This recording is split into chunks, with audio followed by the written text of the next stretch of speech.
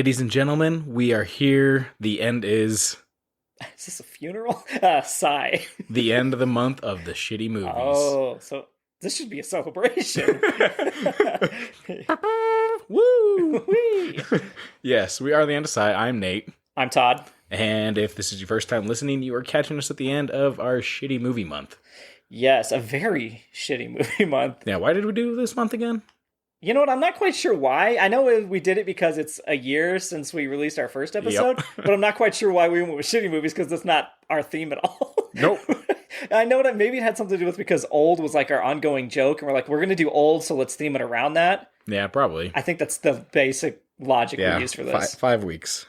Yeah. 5 Tuesdays at least. What a finale indeed. Nate, what are we doing today? Today we are talking about Transformers: Revenge of the Fallen. Yeah, that is number 2 in the Bay Bro Fest that is Transformers. Yeah. But before we get to that, Nate, what do we usually do on this pod here? Well, normally we talk about underrated movies. Yeah. That definition is very vague, maybe to some people, but it's our own. Yeah. And we take themes from that movie, whether it's 2, 3, whatever we decide, and we talk about those themes. So if the movie is Jaws, what is a theme we could pull from there, Todd? You stuck with Jaws, huh? Milking it. Fuck. I would say... Can I just say the ocean? Yeah. I don't think we said that one? Like, we have not just gone with the ocean? I haven't talked about the big blue. And, damn, should I do it? And beaches, just in case we've said the ocean. We said beaches. Did we? Yeah. Oh. But, like, slang beaches. You know what I mean? Okay. No. I got you. All there. Right, cool. Yeah, that's what we usually do. We'll talk a movie and its themes, and then you usually kind of catch up on the week before that, and some recommendations, all that good stuff. Yeah. What do you got for us this week for news? Oh, for news, we're getting right into. Well, what would you do since we last recorded? How about we start there? Haven't done a whole lot. I made some frames. That was about it. So there's a lot of framework going on. Every time I come down here, there's a new workshop of frames happening, and the room's been reorganized. It has, yes. He's got a lot of pop culture memorabilia. Yes, there is. To the point where he needs to like exchange shelves and store the other stuff. Like it's like we were talking about, it's like transferring, from normal holiday season to like pumpkins, and then you transfer it over to Christmas stuff. And yeah, pretty much. But I'm not, it's just me. I guess I organize shit a lot on my free time. I watch shows. All right, there you go. See, there we go. We figured out something. What shows do you watch? Well, okay. So I did house sit again. Not for you. No, not for me. But for our famed listener, Steph, and former guest. I house sat for them, watched their pups, and while I was there, I watched all of A League of Their Own on Amazon. Okay. And that is a good show. It's well acted. You've got Darcy Carden and Abby Jacobson kind of like leading that cast. Mm-hmm. And it's not like the movie. If you go in thinking you're going to get that plot, you are not. This is very much, and I know you got a bunch of dummy-dumbs rolling their eyes at this, but it's very much a woke program, you would call it. It's really trying to understand racial and sexual discrimination back in the day, like, the 40s, 50s, and kind of like when they're like, it's very much exploring that. Like, I would say baseball is definitely obviously the underlying theme. Yeah. But most of it is them discovering like, okay, well, what's it like to be maybe a lesbian in this day and age? Like, how do you all right. Yeah, so it's much deeper than you think it's going to be, but it's also very funny and well done. So nice. And then I finished Paper Girls. Yep, nice. Did you? Not yet. Okay. I'm behind the ball on a lot of shows. You know how we were very optimistic about it? Yeah. Yeah. All right. Yeah, that's all I'll say. All right. And then I finished The Rehearsal. Did you finish The Rehearsal? No. God, Bob Saget. Damn it. That's such a big...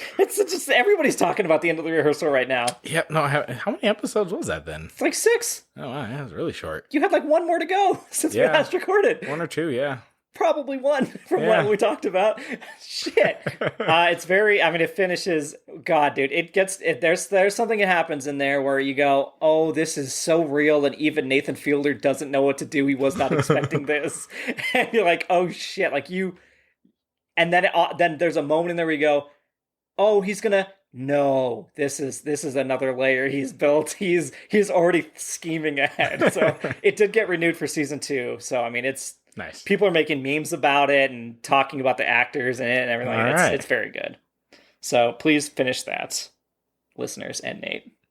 But yeah, otherwise, I think that I finally watched Ex Machina. Did you ever see that movie with Oscar Isaac? Great movie. Yeah, and Alicia Vikander. Yeah. And Domhnall Gleeson. Yeah.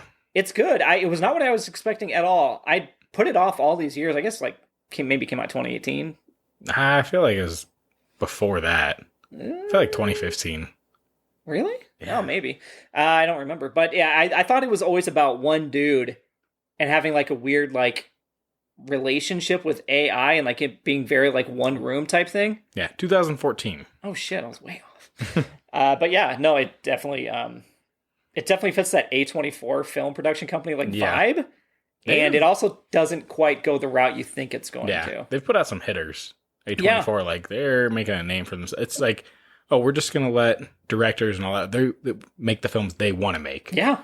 So A24 is a very good production company. They just had an anniversary. Maybe it was their 10-year. Yeah. And people were talking about like their favorite movies, and that's kind of what I saw people posting Ex Machina, and I was like, oh shit, I gotta watch that because there's a ton. Look up A24. There's going to be a movie. You go, oh god, that was really good. I can't believe it was them. So yeah. What else? Anything else for you before we get into some of the pop culture news of the week? Nope, that is about it for me. All right. How do you feel about Disney Plus releasing their basic and premium packages now to where there's going to be ads, and if you want to not have ads, you have to pay, kind of like that Hulu model?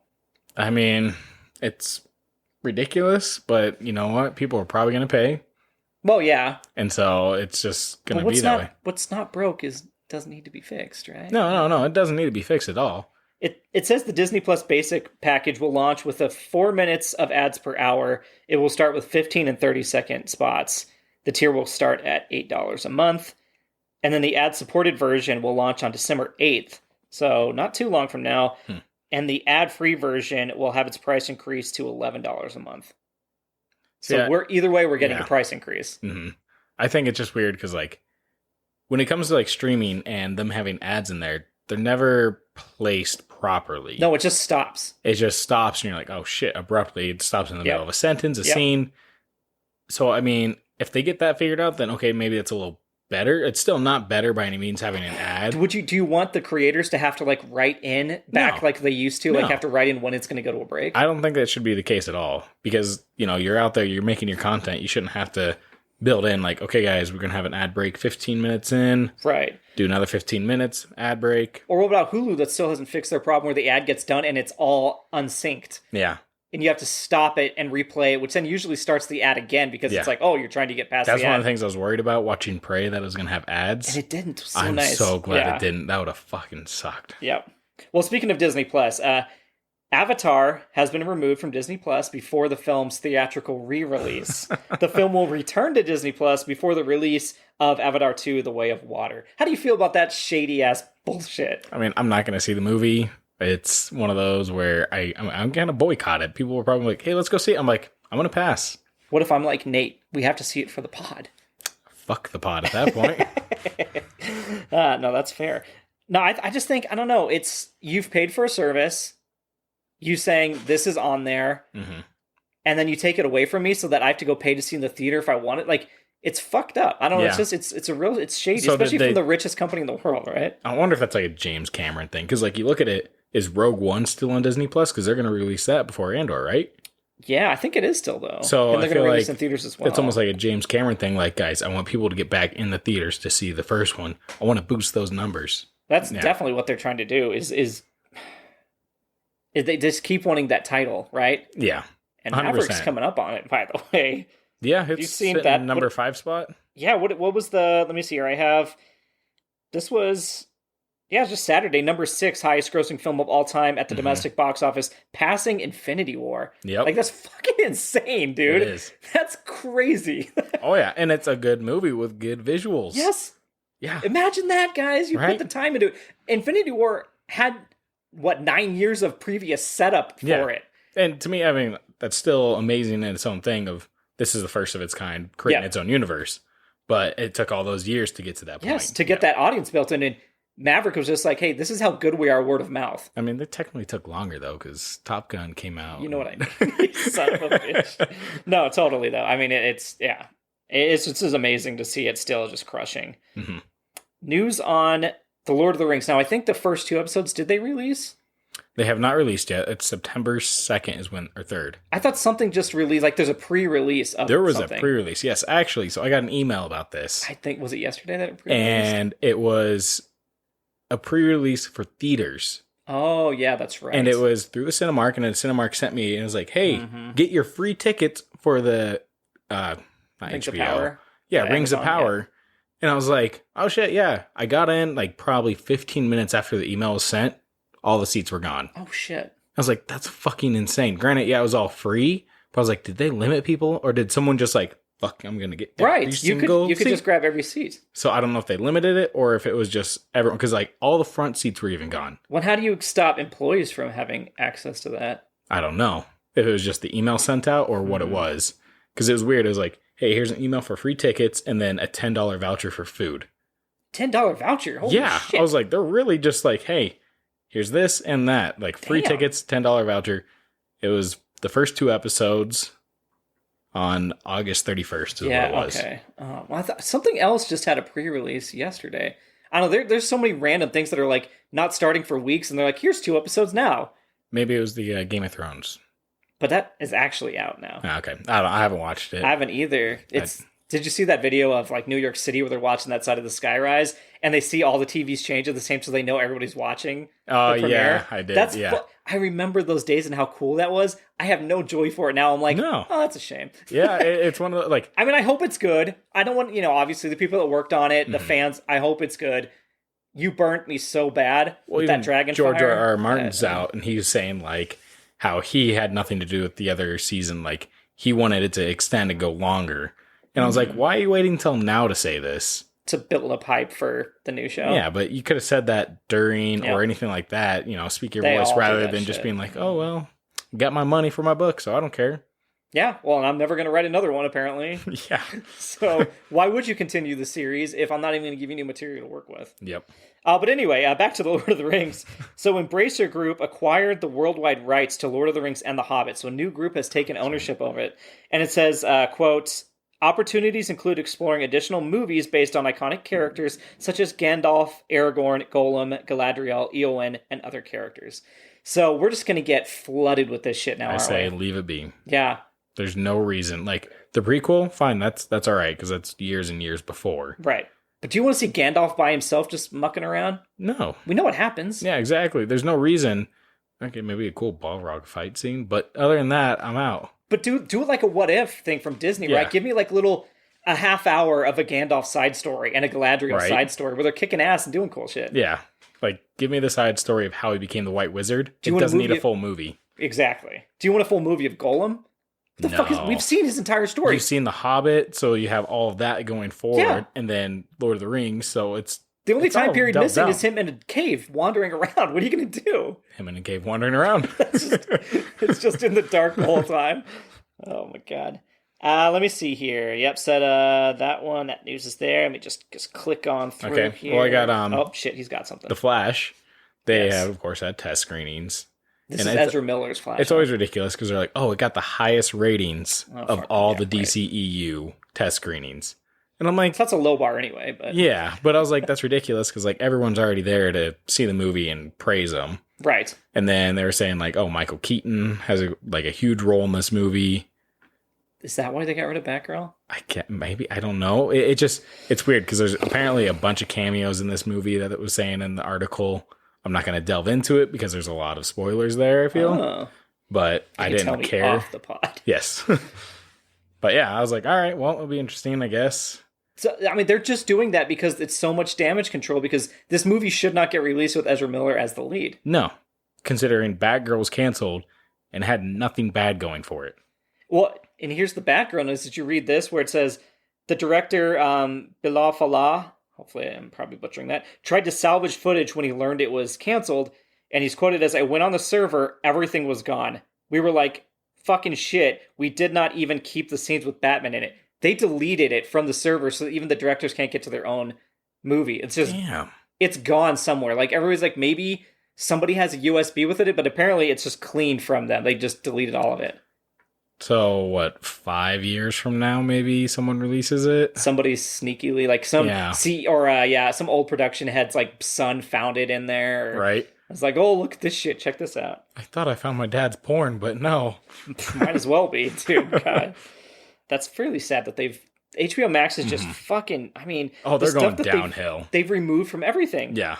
The Batman Cape Crusader animated series from Bruce Timm, J.J. Abrams, Matt Reeves is axed at HBO Max. Yep. Shopping that around. I know a lot of Looney Tunes stuff just got axed and got moved out. Sesame Street episodes have been removed. And so this whole thing for HBO Max was to... Or not, for the Warner Discovery, that whole thing, obviously, was to get $3 billion. Like, they're like, we're going to get this money back. They have actually lost a $5.5 billion market cap in a month. So they've actually lost more money. And I know market cap's like kind of, it's like stocks. It's kind of fake money. But still, that's a huge thing for them because they were trying to get $3 billion. They've now lost almost double that in the mistakes they've made because... Guess what happens? You lose goodwill. Your investors, everybody loses faith in you when you start alienating your talent, when you start ruining reputations. They say that they've killed payments to animation workers. We talked about that. Yep. To health funds. They fired a lot of women and minorities, apparently, which was like a huge thing that I didn't even know what was going on. Jeez. It's just, HBO Max had it going on. They're a dumpster fire now. It's how quickly they fall. Oh, yeah. And it's like, that's going to be the kicker here is... I keep getting not Rings of Power, but the House of Dragons or whatever. That's going to probably be really good, but it's going to get canceled. Oh, yeah. Yeah. I mean, what kind of shakeup happens with like live series even? Because I know they're trying to get rid of all the animated, but if money keeps going, if talent keeps leaving and doesn't trust them, then who keeps signing on? And it's kind of weird because just actually right before I got here, I saw that Warner Brothers says they're going to empower Matt Reeves, director of the Batman, to be a cornerstone filmmaker at the studio. They said, we're making an investment for whatever Matt Reeves feels a pull towards in the Batman universe and otherwise. He has an open invitation to go wherever his interests take him, says Michael DeLuca. And it's like... That's bullshit. Well, I mean, Christopher Nolan is a WB guy as well. Yeah. Do you think Matt Reeves is like awesome, or is he like, oh, wow, this is probably not the best place right now with all the creative freedom they're ripping from everybody else? Yeah, he should probably just go to A24. There you go. Wow. Call back.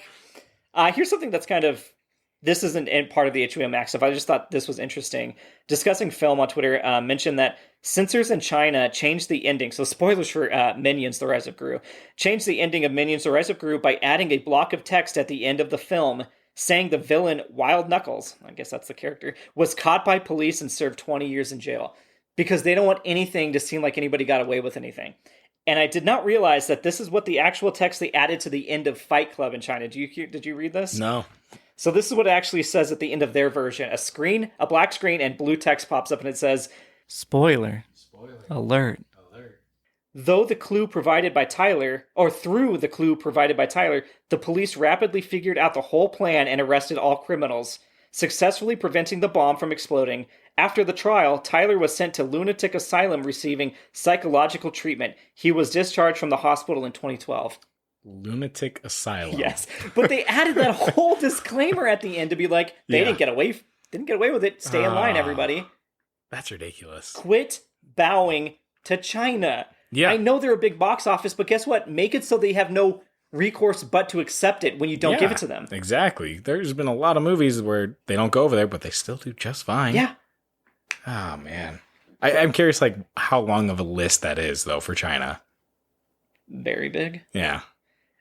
How can you imagine, God, who directed, Fight Club? David Fincher?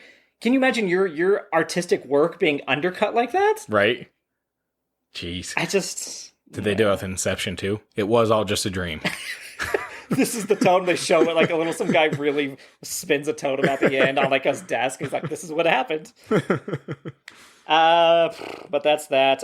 Real quick, just because I love Elizabeth Olsen, there was a trailer for HBO's Love and Death, starring her, Lily Rabe, and Jesse Plemons.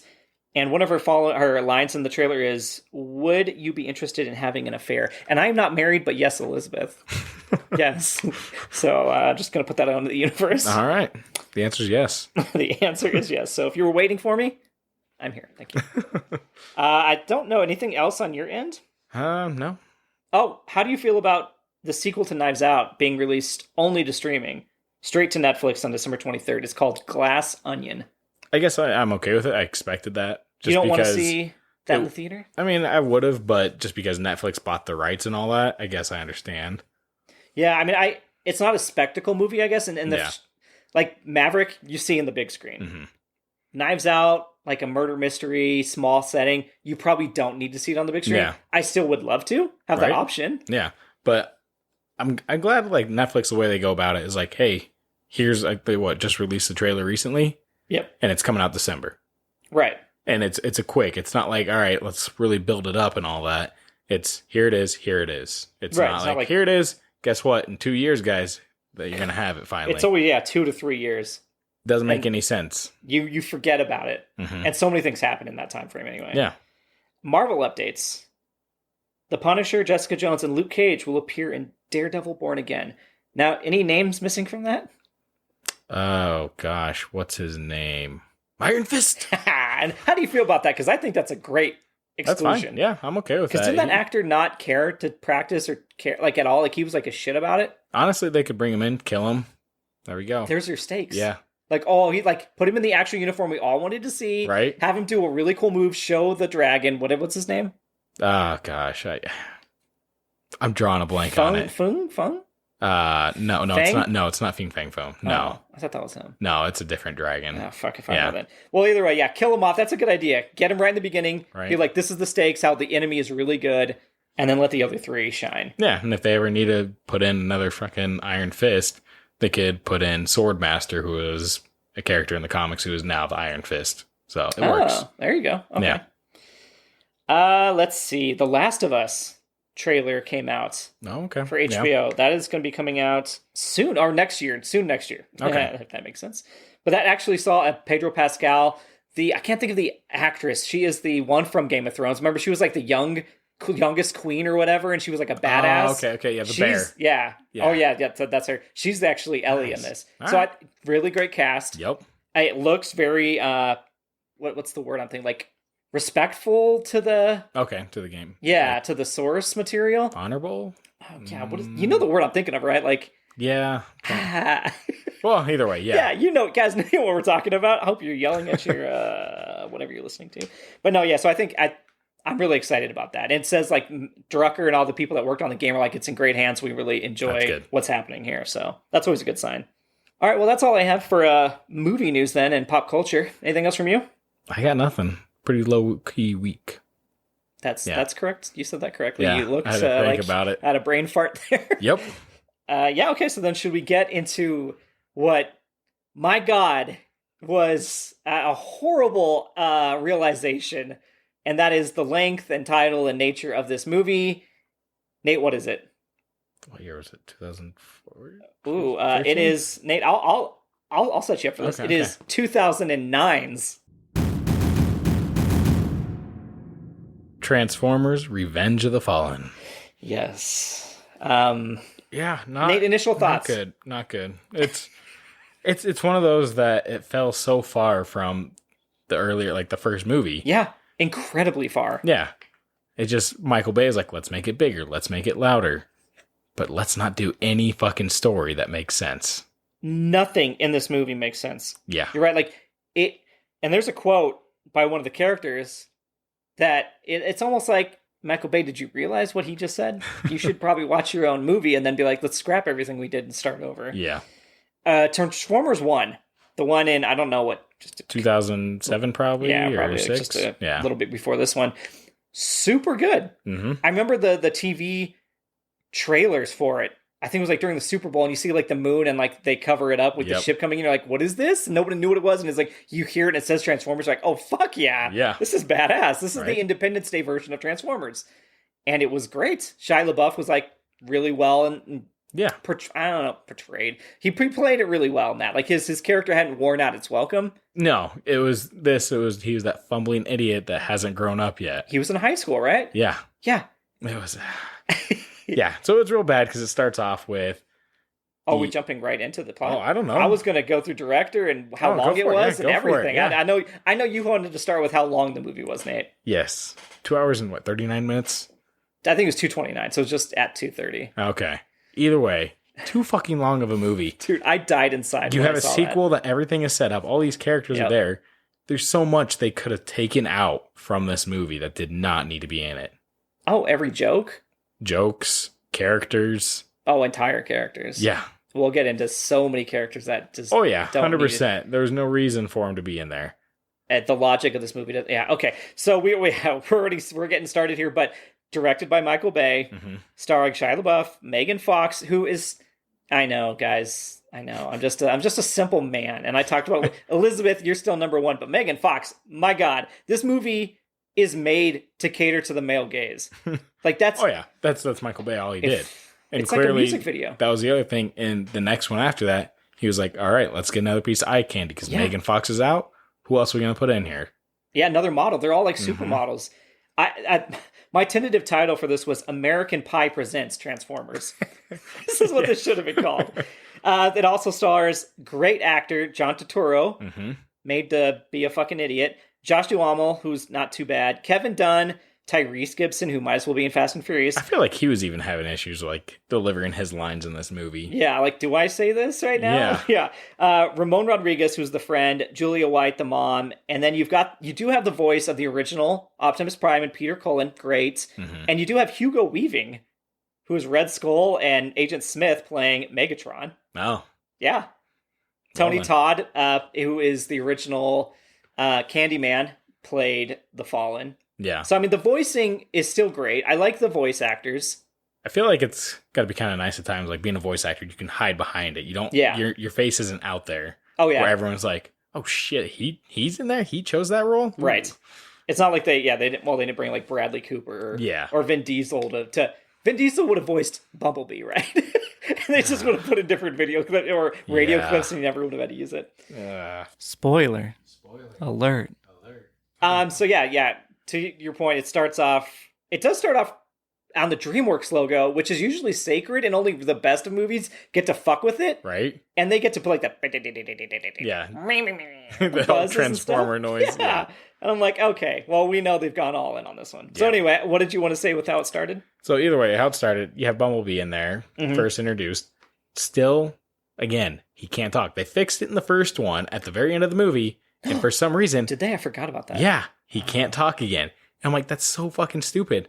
Leave it. Why do you have to have this be his character talking through the radio? Right. It doesn't make any sense. Well, and Bumblebee gets sidelined into this so bad. Oh, yeah. Everything. He is nothing in this. Oh, yeah. No, he's kind of like an asshole. But he's not, and like... He's only an asshole because they make him feel like an asshole based on things he's trying to do to help them. Right? It's just, it's an Optimus Prime movie pretty much at this point. It is, even though he's dead for half of it. Yeah. It's a lot of indistinguishable Decepticons. Oh, yeah. That's right. They all look like Megatron. Yeah. How many times I was watching this and I went, did they just kill Megatron? Did they just kill... Is that That his head just went, that's all the same gray tone. Yes. Everything. Even like the Fallen? The firefighter, like not the firefighter. The fighter jet at the end with the tattoos or whatever. Yep. I was like, is that Starscream though? Because he doesn't have that on his wings when he's transformed. Like, there's no distinguishing of their transforming and their disguise form. Yes. Well, and Starscream was always the big baddie in the Transformers as well, like the animated. Starscream is a big deal. He was like number 2, but I think at some point he takes over, doesn't he? Like he was number 2, but he was always that same thing of like he always fuck up type deal. Oh, really? Okay. I always liked Starscream better than Megatron, especially after Megatron get dumped in the first one, and then there's like, well, he's just back because we need Megatron for some reason. Doesn't make any sense of... There's so many villains in this. It's just bad. Yeah, so it starts in 17,000 BC, which is fucking weirdly shot. Yeah, it's all slow motion. It feels like Zack Snyder almost. Oh, there you go. Yeah. In this beginning part. Well, they make everybody seem very animalistic. This movie's very, how do I say, unfortunate to people that aren't white models. Yeah. And it just seems it was such a very weird opening scene. And yeah, this is when the Fallen comes in and does his shit. And then you jump straight into a Shanghai massacre. Yeah. there is so many collateral death in this movie. Oh, yeah. There is a shit ton, but they don't acknowledge it or anything like that. No. But the other thing with the opening scene that bothered me was Optimus Prime. He's doing the talk over monologue and everything. Oh, yes. Mm-hmm. And I'm like, what's the point of this? Like, he's talking like he knew about this. And then later it's like, oh, the Fallen's back and surprised by everything. It just, I never understood the monologue at the beginning. Is it because he monologued in number 1 and they're like, we got to do it again? I guess, maybe. Because he monologues in all of them, right? Yeah. He always starts and finishes it. Yeah. Yeah. Good old stuff. So my question about the Shanghai Massacre was, why are they even covert in the first place? Like, they're sneaking in at night. They're doing all this stuff. But the military is just like balls to the wall once they're in there. And why wouldn't you bring in Optimus right away? Why is he like, shit's out of control? Of course it was going to be out of control. You know who you're hunting. He's got to have a grand entrance. It's got to be fucking cool, okay? Bomber up there. Yeah. And on top of it, that's the other thing is like, he had to have just been flying above at the right time when they called him in, too. Right. Like, that plane's going circles. No one's looking up there like, what the fuck is that plane doing just flying in circles? Should we be worried about that? Well, and why is the military in these movies at all? It's because Michael Bay loves jerking off to the military. Mm-hmm. But he even more than respecting the military, he likes watching them die. Because they're just cannon fodder. Oh, yeah. But like, what purpose do they serve when there are giant robots? Oh, yeah. They only can ever beat these guys by bringing in other giant robots, and there are plenty of them on they never explain, like, hey, so we figured out a way to shoot their... Like, in the first movie, they did. They did. The heat rounds or something like that. Yes, yep. But they don't mention, like, hey, we upgraded these guns to do this and all that. The heat rounds are never mentioned again. No. I read that on the wiki. I forgot about it, because I went to watch number 1. Yeah. And it's only available in Cinemax. Ah, jeez. But the rest of them are all available. Like, guys, what's with these sequels that are only available? Like, because you go to Amazon, because they know, and it's like 1, 2, 3, 4, 5, and like the backgrounds are all the same. It's like a series, but you have to pay differently to watch one of them. It's fucking insane. The other ones are all Paramount Plus, right? Yeah. Sadly, I own this. Yeah, so. But they worked out in your favor this time. Yeah. I mean, you're the one that encouraged them to make more movies, but let's leave that to be. Let's see. Everything is one big music video. Did we say earlier on that like Michael Bay started in music videos? Nope. No, but even like in a different... I thought we did like we might have mentioned it. Maybe it was The Rock. Yeah, I think because he started... Yeah, because this is one big music video again. Everything's lit like they're about to go dancing. Yeah. The cars are presented in such a stupid fucking way. Like, remember when they call in that Audi? They're like, oh, we need you now. It's already... Everybody's starting to get killed, and it's just parked there. Like, call them in.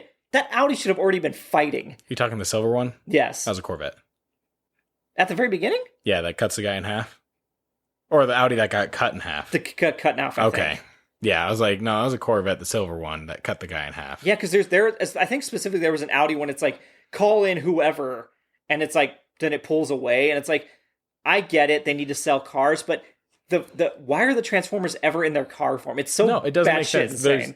That's the same thing with that part, and in the end, it's just cars parked in the desert, not doing anything. You're just like, why aren't you in your form ready to go to battle? Yeah, wouldn't you be talking? Yeah. And we'll get to the twins. But like, they're parked there while other people are talking. It's like, they would be talking shit, and even in car form, wouldn't they be talking to each other? Oh yeah, why can't we hear them? Yeah.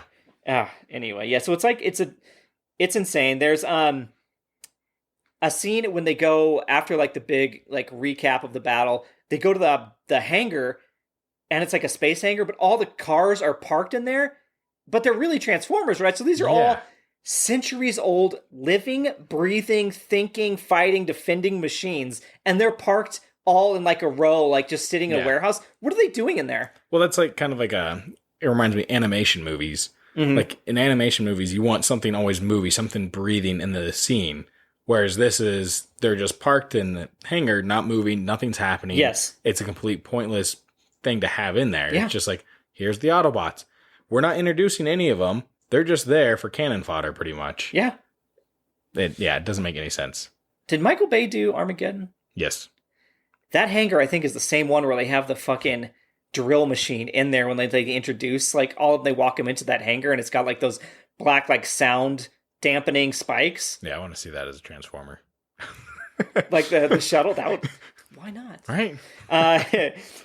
So let's get to the racist twins that are introduced. Yes, the twins. Skids and Mudflap. Yep. And this is not even like are they racist? They are clearly fucking racist. Yeah. And so here's some of the fallout from that. I screen capped a little piece here.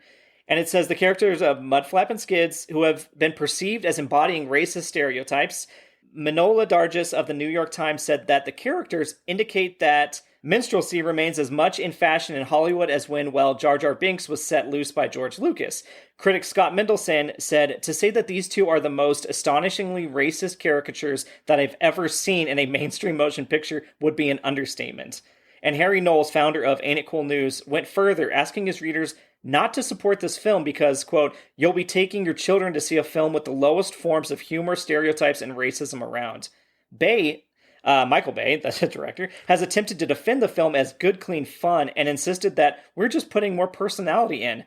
But writers Roberto Orsi and Alex Kurtzman responded to the controversy with, it's really hard for us to sit here and try to justify it. I think that would be very foolish, and if someone wants to be offended by it, it's their right. We were very surprised when we saw it too. And it's a choice that was made. If anything, it just shows you that we don't control every aspect of the movie. That's the writers. I'm glad that the writer said something. Yeah.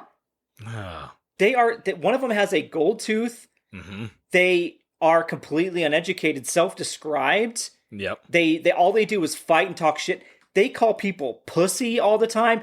Dude, this is a Transformers movie. Yeah. This is a child's cool cartoon turned...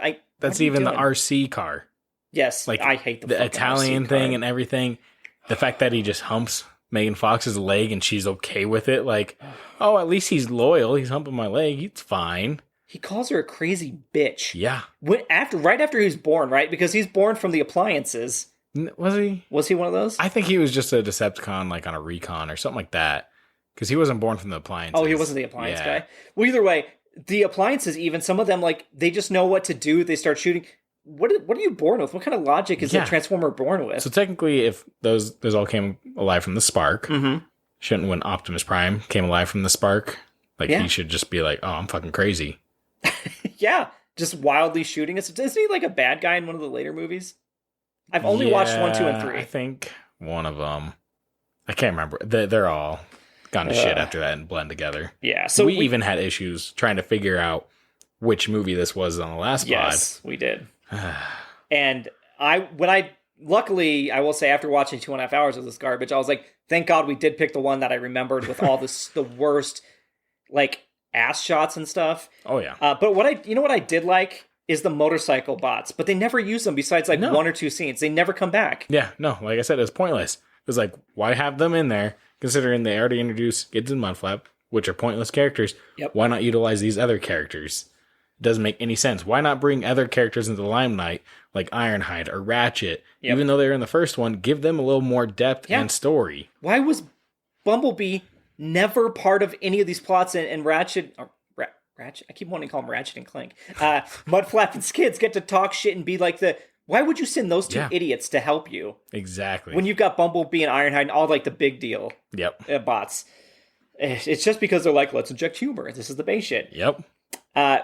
Nate, how do you feel about the parents in this movie? It's so bad. It's just like, they're pretty much like, imagine your kid going to college and just cranking it up to 11, and you're going to miss him so much. But the dad, he doesn't care. The mom absolutely is freaked out that he's leaving. And that's all you guys got. What does the mom do at campus, Nate? She eats some pot brownies. And does she act like a normal person would act if they ate pot brownies? She's crazy to begin with. It's hard to say, like, what the fuck would happen. She tackles a guy. It was pointless, a stranger. She tackles him playing Frisbee and is, like, stealing it from him and running around and screaming. Oh, yeah. This is like if you've said, hey, child, do you know what it's like to smoke pot? Can you write me this plot point? And they'd be like, yeah. And you go, perfect. That's probably what happens, right? And they're like, yeah. Totally. It's a child's fever dream of what your parents would do if they had to interact with college kids. Yeah. Well, when they go to college, you get introduced to another character, Leo. What were your thoughts on Leo? Oh, was Leo the friend? Yeah. I can't remember his fucking name. Leo, I have conflicting thoughts on Leo. Did he ever come back in number 3? I don't. Is he just gone? I think so. I think he's just gone. That makes sense. Okay. Leo is the stereotype of... Well, Leo the actor is a handsome man who would get women in this college that they've created, by the way. But he's supposed to be like a weird nerd. He's an underground nerd hacker guy that has a freshman 55 rating thing. Yeah. Which is a knock on Facebook. Yeah, Mark Zuckerberg and all that. Yeah. But it's so gross. Like, the gross part is in his room, he has all the pictures taped to his wall. Yeah. Of girls. It's creeper against their status. Yeah. And so he's annoying. He serves a purpose to a degree, but only as a plot point to get them from point A to point B. But he's just there to scream, tase himself, make one-liners. He's like Totoro's kid in this, basically. Yeah. The tasing's inaccurate to begin with, too. They're just... While he's in the bathroom, he's actually talking and having a conversation, but then in the car when he gets tased, he passes out. Yeah. Well, yeah, in this movie, Nate, in Transformers, remember we're watching Transformers? Oh, yeah. Uh-huh. A security guard goes in to hand the person in the toilet a roll of toilet paper. Yeah. Because he went out there with his pants down and said he's got to poop. That's right, yeah. And then he tases him, and then he actually tases himself in the chest and then says to John Turturro, how many times can you tase yourself in the balls before you can't use anymore? He never tased himself in the balls. Yep. So I don't want to point out inconsistencies in your already shitty joke. Yeah. But there was no ball tasing. It is a Transformers movie, so it's okay. Yeah, this is in here. I want that character to be better, but he's just there to move jokes around for the twins to make fun of. Yeah, exactly. A question about, they have a Mountain Dew machine in that room. Who's stocking that? They are? They're just like, this would be cool, right? Or is that just an old set prop from the first movie? Put it in there. Yeah, oh, that's right. Well, didn't one of the machines turn in? Yeah, in the first one, yeah. Okay. It shot cans and all that. That's right. God damn it. I wanted to give Michael Bay some, benefit of the doubt, but right away, what posters are in this fucking dorm room, Nate, that Leo has on his wall? Oh gosh, I can't. The main one. Bad Boys 2. That's right. That's Michael what it was. Bay's own fucking movie. Yeah. Bad Boy. No human being had a Bad Boys 2 poster on their wall, especially in college. But dude, he can't stop sucking himself off. No, it's one of those if it was someone else, it made more sense. Well, the greater movie was right next to it, Cloverfield. Yeah. Dude, that movie is so good, and I went, oh my god, I want to be watching Cloverfield. Yeah. Never put something in your movie where you think, I should turn this off and watch the other thing. Yeah. Well, it's funny, I was watching that too. I was like, no, that wasn't fucking Michael Bay. Michael Bay had nothing to do with that. Why is that in there? I was like, that's J.J. Abrams. Doesn't make any sense. Yeah. I think he's just like, well, that would be cool, and that's what they would have. Okay, probably didn't have Cloverfield posters either, but that's the better movie. Yes. But anywho, do you recall how they introduced Megan Fox into this movie? Let's see. She was working on the bikes. Yep. And she was bending over Dude. Yeah. She was displayed on top of this motorcycle. Yeah. Ass out in the shorts. In her father's garage. She was painting from the side. It wasn't even conducive to what she was spray painting. She had to dude, the physics don't make sense. If this was a visual, I would show you. It doesn't make sense, but also it's if you're working in a garage, you're probably not leaning over like that or wearing clothes like that. No. At all. Tiny jean shorts and Daisy Dukes and a crop top. Yes. Dude, I mean, she looks phenomenal. Again, this is just for us to be like, oh, fuck yeah, Megan Fox. Yeah. As if it was freshmen in high school all watching this movie only. Yeah. Which did not save it. I would still feel awkward being anybody on set. Okay, now bend over like this. Okay, we're going to film this scene. And in this next scene, we're going to do the same kind of thing. We're just going to change your outfit a bit. Yeah. It's just, I'd feel awkward. Every scene of Megan Fox in this movie is a close-up of her body or her face with her mouth kind of open. It's always right on her lips and her eyes. It's glossy, like she's just gotten out of hair and makeup. Mm-hmm. She's never got any issues with her. I know why. This got a lot of flack, right? Because between number 2 and 3, like you said, she got replaced. She did not like Michael Bay and stuff. She got I feel like that's fair. Yeah, feel like he's probably not a good guy. No, just the way he treats the women in as just aesthetics. Yep. Peter Travers, Rolling Stone film critic, very renowned. His review of this movie was on every level. This movie is as bankrupt as GM. Transformers: The Revenge of the Fallen is beyond bad. It carves out its own category of god-awfulness. He gave it 0 stars and made it the worst movie of the decade. This was the worst one of all the Transformers. This is one he made. All right. Just wanted to add that little tidbit in there. Yeah. So we get to the meat shop, right? You introduce... Halfway through, exactly halfway through the movie, you get John Turturro. Yeah. Mr. Sector 7. See, that's... Like, don't even bring Leo in this. Take him out and just leave John Turturro in there as the other character. Yep. Build him up. There's no character development, once again, between humans or Transformers. No. This movie switches between Sam Witwicky tweaking out the whole time. Beyond, like, it gets so old. And then it goes straight to the military doing some sort of ops. Bunch of jets flying around, some tanks pulling out of vehicles, all this thing. And then it goes into slapstick humor of Turturro, I mean, almost right away, is in a thong and like a jockstrap. Yeah. Dude, why? There was no point. He just changed his pants there. No, and it was a close-up, too. Yeah, right on his hairy ass. Yeah. This is a Transformers movie, Nate. Yeah. He's transforming in his clothes. Jesus. There's that scene where, we're just jumping around. Where they go through the checkpoint before he tases Leo, right? Yeah. And that there's that actor. I really like the actor. He's a little person. Mm-hmm. And I think one of the twins calls him a midget. Or no, the RC car does. Yeah. And it's like, dude, what the fuck? But then he gets down there. What is that scene's purpose? Because he goes, hey, we're trying to get through here. And he's like, you can't. Yeah, we're traveling from New York. All right, go on. No, that scene has no purpose. No, there's no purpose of that scene at all. None. There's no purpose of the cops chasing them in the city at all either. I forgot about them chasing. Yeah, because it's just like, oh my gosh, we're freaking out. The cops are after us. And they had to make the call. Like, there's no reason. No. Like I said, a lot of this movie could be condensed down into probably an hour and a half. Oh, easy. Easy hour and a half. Yeah. Still be shit, but... Yeah, you take out the ball, dick humor, fart humor. Oh, you're talking the big balls of the Transformer? Dude, we'll get to that in a second. Yeah, but first, Nate, can we talk about real quick this packed auditorium where Sam is in class and we've got Rainn Wilson as a professor? I feel so bad for him in that role. This is astronomy. I've never seen an astronomy class this big, guys, because no one's signing up. This is the easy jerk-off credit, but this is taken as if, like, George Clooney was teaching a class on how to fuck. This is how engaged everyone's a model. Everyone's a model. He bites the apple, and then that girl just takes it, and she's like, thank you. He's like, yeah, finish that for me. And like, all the women are drooling over Rainn Wilson as this professor. Oh, yeah. Even the dudes. Everybody on this campus is a model. Oh, yeah. And the dean in there doesn't make any sense either. No. Why she's in there. Just to make the line. Yeah. Why would you do this when the dean's here? It's a bad scene. And then Sam freaking out. It's so sexist, too, by the way. It's just so fucking... Ugh. Yeah, Sam's freaking out. Yeah, it doesn't make any sense of him freaking out. He's like... How does he get these powers, Nate?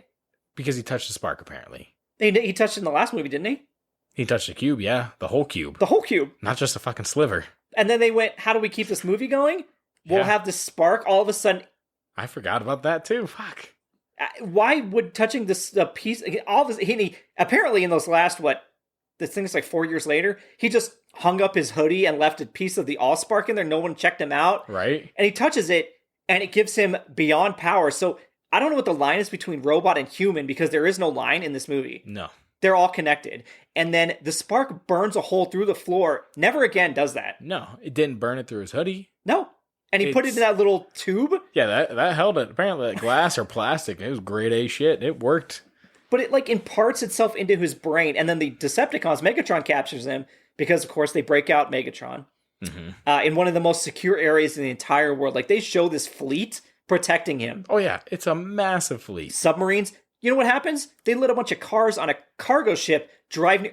Guys, if you are worried about Decepticons, robots that are usually disguised as cars, I would not let a bunch of cars parked on a ship go across Even Megatron. Then, I would still be worried about the ships themselves. Yes. Oh, that's true. Wouldn't the ship just turn? Right? And then they just jump in the water, bring him back, and leave. Like in nothing. Like it's nothing. Oh, yeah. There's nothing that happens. It's just like, oh, those ships are all gone. Yeah. They blew up like maybe one ship, but all the rest are like, fuck it, we're out. Yeah. And that's what I'm like, Michael Bay loves military, but he loves to see them get destroyed and look like fools more than anything. Like, why not have one of the Autobots on there stationed with them, too, where it's like... Wouldn't you have anybody Hey, there? guys, we got some shit going down here. Well, Soundwave, who's really cool design, I like Soundwave, never comes back. He's alive at the end. He always just hang out up there. Soundwave is up there on the satellite, and no one knows. Yeah. This is a world where robots came from another planet, and you're just like, oh, there's a giant robot up there around one of our main satellites just hanging out and no one says anything? Well, that or the fact that Decepticons can just fall in at meteors anytime they want. They're just like, all right, call in a drop. We need them. Okay, so this is the bigger point. Okay, so Allspark, whatever, that happens. He gets it. There's a thing called the Matrix of Leadership. We'll get to that. Who knows the fuck? What are the rules for Transformers? Because this one all of a sudden introduces a robot that is called a Pretender, who is the hot chick that hits on Sam. Yeah.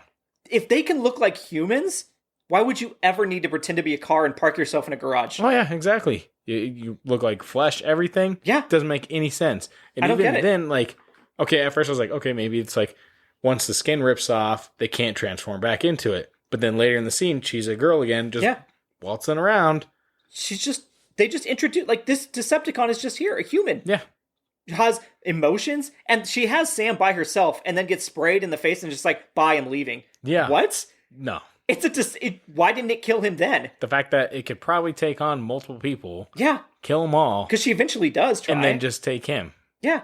She was alone with him. Yeah. But for the plot, they needed her to get caught making out with Sam. And Sam is clearly making out with her. No, he is. His head is up off the pillow and everything. Yes. I was like, I thought I missaw that. Because I was like, well, she's obviously forcing him. No, he leans up to kiss her. Mm-hmm. Oh, yeah, 100%. Sam's a piece of shit in this movie. Yeah. And there's no explanation of like her getting back. It's just like, all right, whatever. Yeah, nothing. I actually, when I went to write down this note, because I watch it first without notes, and then I go back through and I fast forward.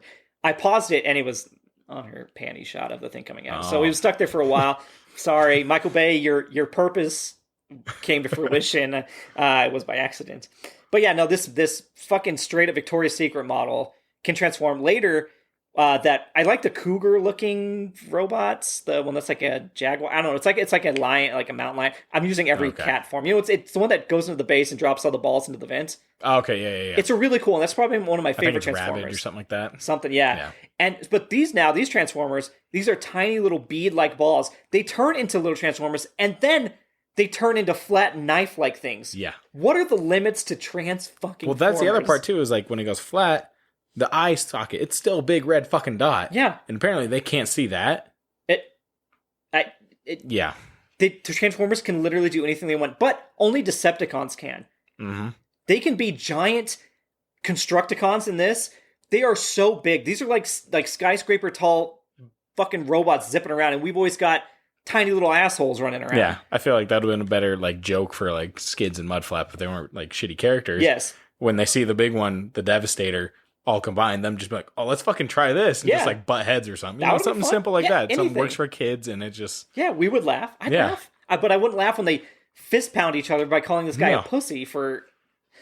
Yeah. Okay. I will say there was one part that I enjoyed in this movie. Uh-oh, what is it? So there's the point where they're trying to get the... whoever the guy is, the right-hand man of the president, off the plane.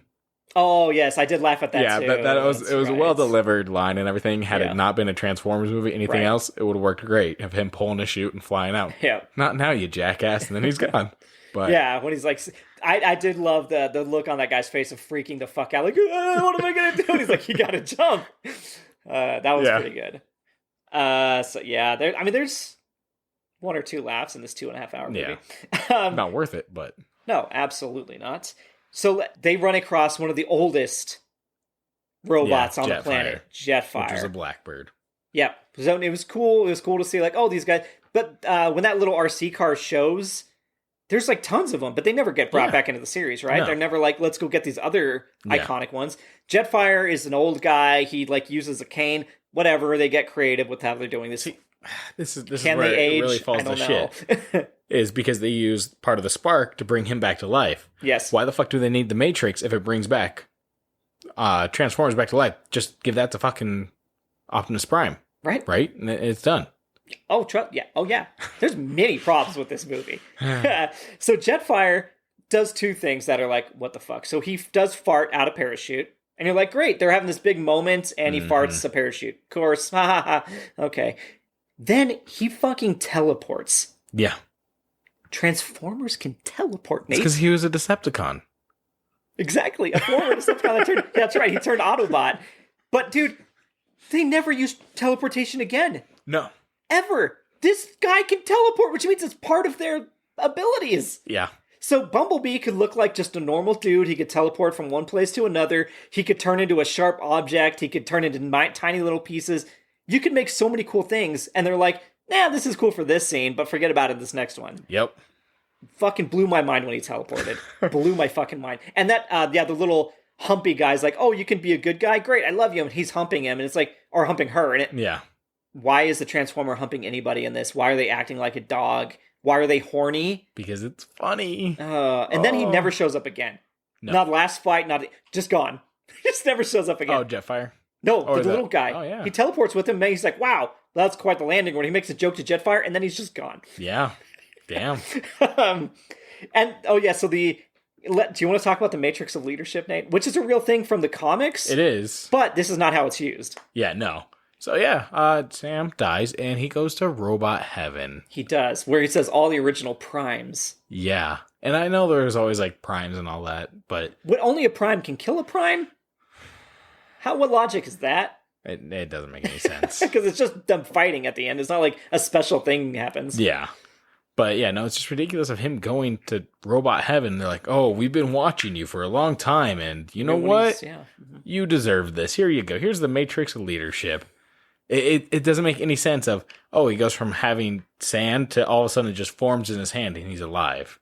They say it's almost like a Harry Potter thing. It's just like, because there's that whole thing in Harry Potter where he goes beyond, and you're like, it's weird. It's a weird jump the shark thing when plots do that. But anyway, yeah, he can go to Transformer Heaven even though he's human. They imprinted things in his brain even though he's human.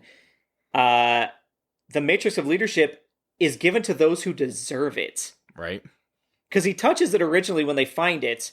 Oh, and they find it in the most obvious fucking spot in this entire desert. Giant columns with a giant door, and they said, we haven't been able to find this thing. What are you fucking talking about? It's the only man-made object in this entire desert. Yeah. So, whatever. But he gets it, it falls to dust. So yeah, he gets it back, and they just give it to him again. Which means, what was the Decepticons' plan? Just find somebody noble, right? Like, be good, and then you get the Matrix thing, and then turn evil. I don't know, but... Well, even then, like... through that scene of him coming back to life or whatever when he died, I like to think Megan Fox's character is like, my love saved you, when really it wasn't. It was the Transformers. Right. It's because I was there and I kissed you and I was crying. And the way I will like how like Josh Duhamel then like throws her aside when he gets to her. Yeah. When she's like crying over him, he just like whips her into the dirt. I'm like, yes.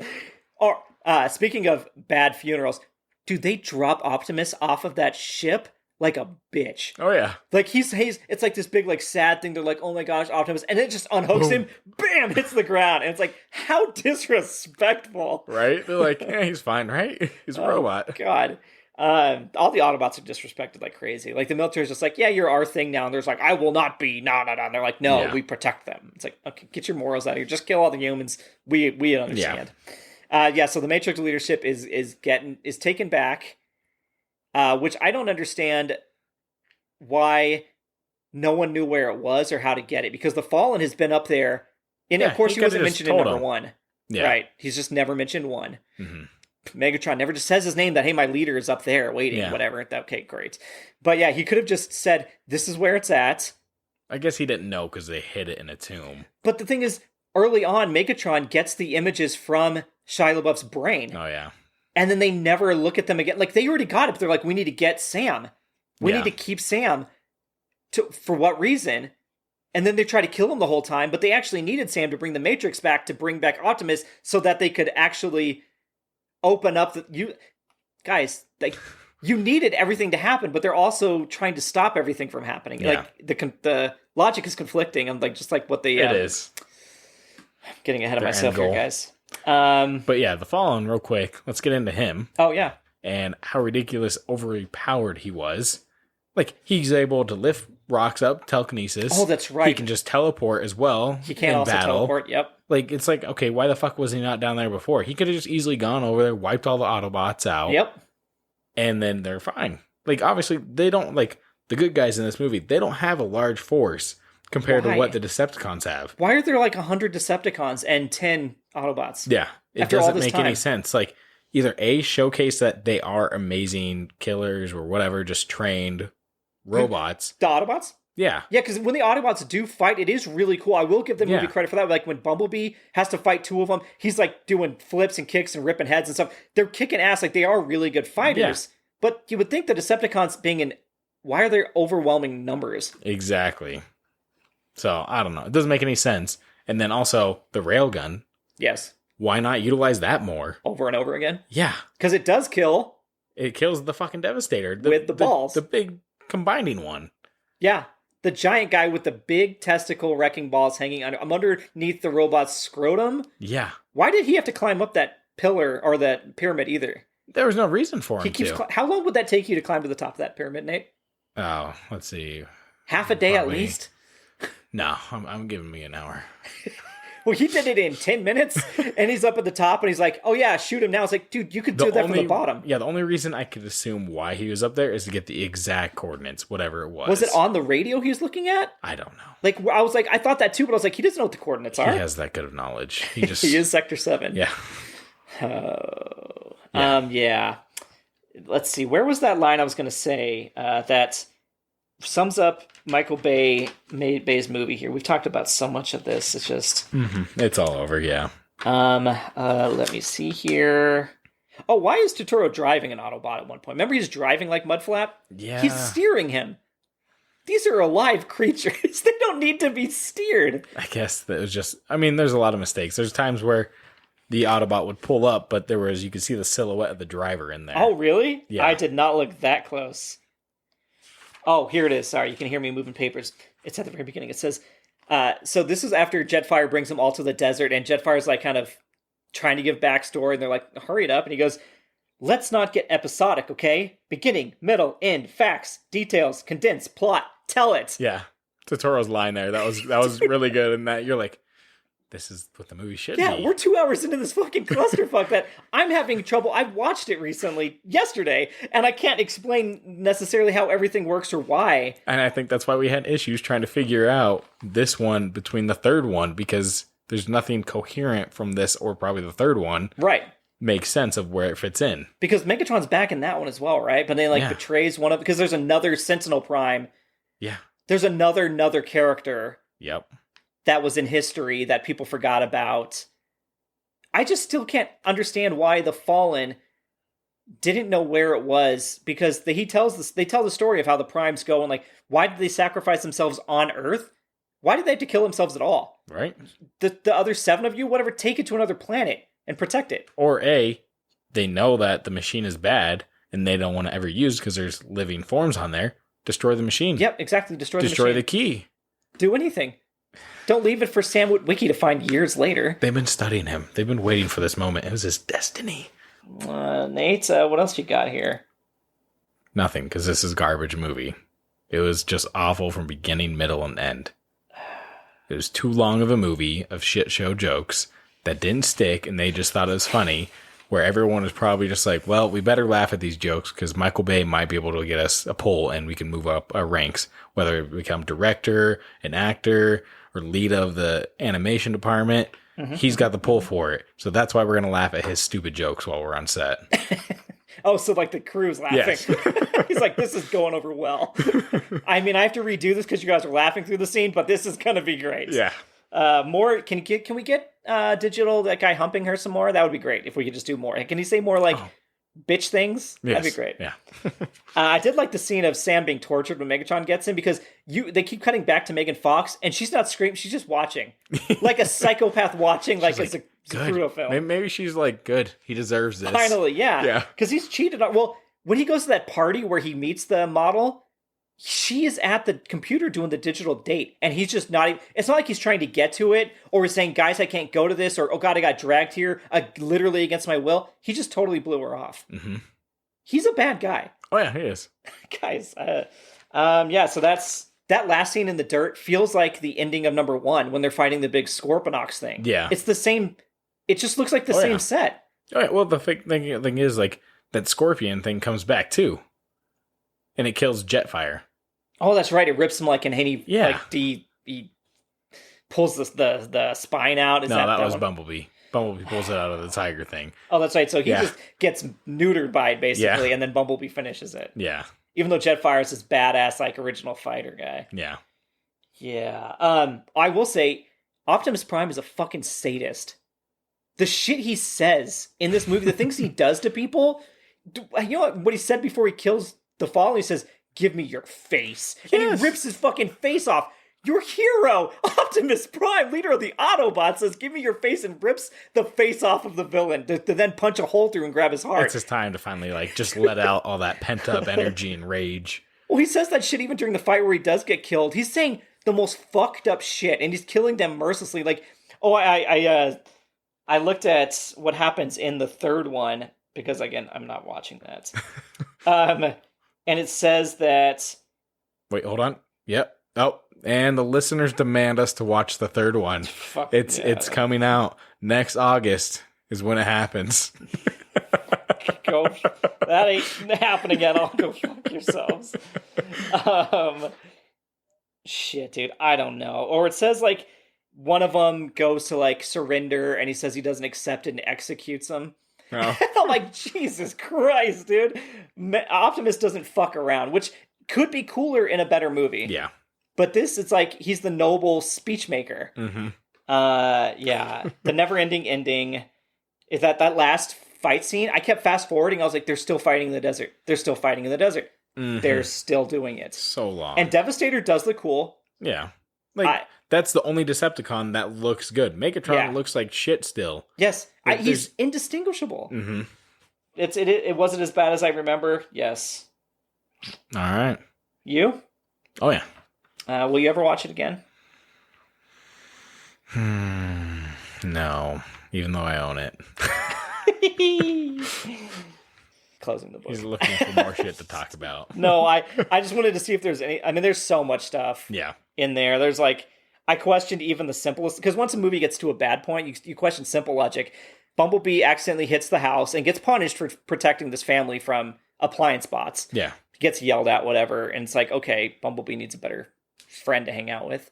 And he doesn't ever help Optimus. Like, there's that graveyard scene, and he's like, "You don't realize how much we need you." And Bumblebee's just in the car from him. He's like, Bumblebee can hear that. Bumblebee knows. He's just like, "I'll drive you back to college." Right. But anyway, Bumblebee destroys part of the house, and the dad's like, "Oh, fuck it. The government's going to take care of it. We're rich." I was like, that's good. I like that logic. Yeah. But then at the same time, they're like, college is so expensive. There's no way Sam Witwicky does not have a full ride to whatever he wants to do. Oh, yeah. No, there is no way at all. Where do they draw the line? They're like, "Yeah, we'll pay for the house, but you guys are poor." Well, the other part, too, is like, why wouldn't the government step in and be like, all right, this car is going to belong to us, too. Oh, like, Bumblebee? You don't get to keep this as your personal car. Right. Bumblebee honestly would have been better served fighting with the military guys like Ironhide and them. Also, bullshit line. Oh, freshmen aren't allowed to have cars in college. The fuck? I didn't even hear that line. Yeah, that's why Bumblebee... That's why he couldn't bring Bumblebee with him. Jesus. Terrible. I glossed right over that. Yeah, because... Yeah. Well, is that the same part where they cut back to Megan Fox taking off all of her clothing and you see, like, her and White... the flowers and all? Yeah. Because she's the... Dude, Megan Fox is like, I dressed up for you. I want to say I love you. And he's like, I don't know. It's like, dude... You are the enemy in this movie. Yeah. You would say yes to that so quickly during the first movie. And then, of course, in the third one, they just broke up. Yep. This whole movie plot was about them saying, I love you. And, like, being connected. And then it's like, yeah, they just broke up. Yep. Fucking A. All right, well, that is 2009's Revenge of the Fallen. Yeah. It totally got revenge on us. With that now being over, out of the way, and no more shit movie month. Oh, God. We're on to hopefully better pastures. This is fingers crossed because we have not seen this movie. We are going new movie. Yep. So we are going to see 3,000 Years of Longing. Yep. And so new movie, it comes out, I guess it came out past Friday, past tense. When you listen to this. Yeah. And so, yeah, that's going to be our next movie. Tilda Swinton and Idris Elba. Very excited. And it's a director, George Romero. Martin. George Martin is Game of Thrones. Romero. Right? George. Not Martin, though. What is it? It's the same guy that did Mad Max. Yes, super great director. Fuck. Phenomenal visuals, and it looks just as visually awesome. But it's not Martin. George Miller. Yeah, I got it before he got it. I got it before he found it. Yes, George Miller. George Miller. Yeah. So this is, I'm super excited, so look forward to that. We'll do another Variety Hour opener. Yep. Yeah. So I'm looking forward to it. Yes. Getting out of the bad movies. Dude. So this will be nice. We did pick 5 great bad movies, though. Like, I will say, after watching them again, I was like, this wasn't like we like remembered wrong, or I don't know, just the former. Like, you saw 3 and went, well, number 2 had to have been bad. It was like, no, these were all legit bad. Yeah. Okay. In our opinion. What do you recommend for the listeners, Todd? Oh, shit. Nate, are you about to sneeze? No. What are you doing? Looking up recommendation. Oh, shit. He's looking at his wall of stuff. Nate didn't have a recommendation ready for you guys. Nope. Not like I do. What is it, Todd? Come on, you said you were ready. Well, the thing is, like, I usually talk about my recommendations at the beginning. Yeah, that's what I figured it was. Yeah. But I'll say it again. People have asked me recently about a couple things, and I mean, A, it tells me you don't listen. But B, so calling you out, motherfuckers. But B, I will say watch Severance because it's up for so many awards and it has won a lot. And watch The Rehearsal. Okay. Go with those. Those are 2 very different sides of the modern TV market, but they are classics. And they're gonna, so far I think they'll stand the test of time. All right. Sounds good. Nate, what book are you pulling out of the wall there? My recommendation here. Oh. Yes.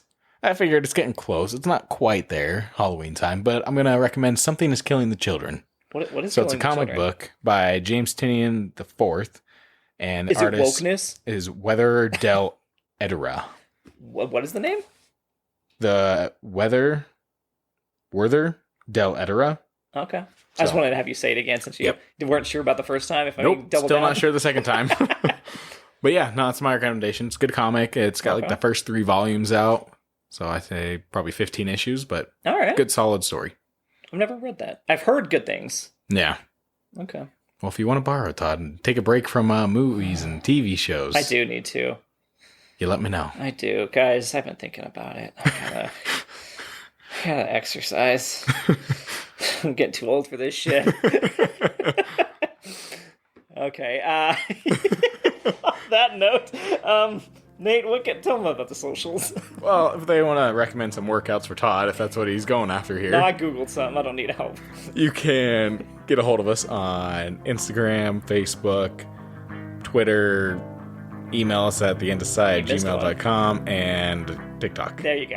I actually just did a big dump of... Did you see it? Yeah.